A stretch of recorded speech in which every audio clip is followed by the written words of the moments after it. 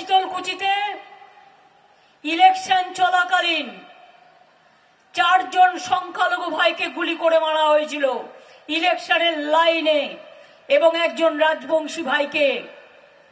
আমি ইলেকশন করতে করতে ছুটে এসেছিলাম, আর যিনি এই নির্দেশ দিয়েছিলেন তিনি আবার বীরভূমে পালিয়ে গিয়ে বিজেপি প্রার্থী হয়েছে, যার বিরুদ্ধে ডিপি কেস আছে, যার বিরুদ্ধে ভিজিলেন্স কমিশনে কেস আছে।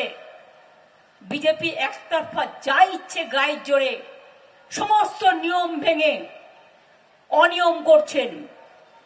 আপনি কালকে বলে গেছেন যে আমার লড়াই সন্দেশখালী আর দুর্নীতির বিরুদ্ধে। আমি আপনাকে বলি, সন্দেশখালী সিঙ্গুরও নয়, নন্দীগ্রামও নয়। কিছু ঘটনা লোকালি ঘটেছে, তাদের সবাইকে গ্রেপ্তার করা হয়েছে, আমাদের পুলিশই গ্রেপ্তার করেছে, এবং তাদের যেটুকু জায়গা জমির প্রবলেম ছিল আমরা সব ফিরিয়ে দিয়েছি। আমরা কোন রকম মানুষের সাথে অবিচার করতে দিই না। আর তোমরা জবাব দাও, হাতরাসে যে মেয়েদের পুড়িয়ে হত্যা করা হয়েছে, নরেন্দ্র মোদী কবার গেছো? কবার তোমার পার্টি গেছে? কবার বিচার করেছো? বিলকিসকে পুড়িয়ে মেরেছো, কবার বিচার করেছো? সাক্ষী কুস্তি লড়াই করত, মেয়েটা পদ্মশ্রী ফিরিয়ে দিয়েছে, লজ্জা করে না?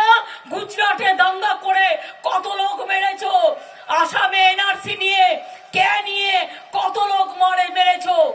সন্দেশখালীতে কেউ তো মারা যায়নি, তাদের সবটা দেখে দেওয়া হয়েছে, কারণ এখানে আমাদের সরকার আছে। আর বিজেপি, তুমি মহারাজ সাধু হলে আজ আমরা দুর্নীতিবাজ বটে। আমি একটাই চ্যালেঞ্জ, এই যে বাড়িগুলো ভেঙে গেল, 6 লক্ষ বাড়ি এই 11 লক্ষ বাড়ির লিস্টে ছিল, কেন করতে দাওনি 3 বছর?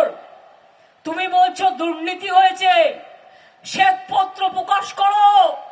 চ্যালেঞ্জ করে যাচ্ছি, বেঙ্গলে কি দুর্নীতি হয়েছে, আর উত্তরপ্রদেশে কি দুর্নীতি হয়েছে, গুজরাটে কি দুর্নীতি হয়েছে।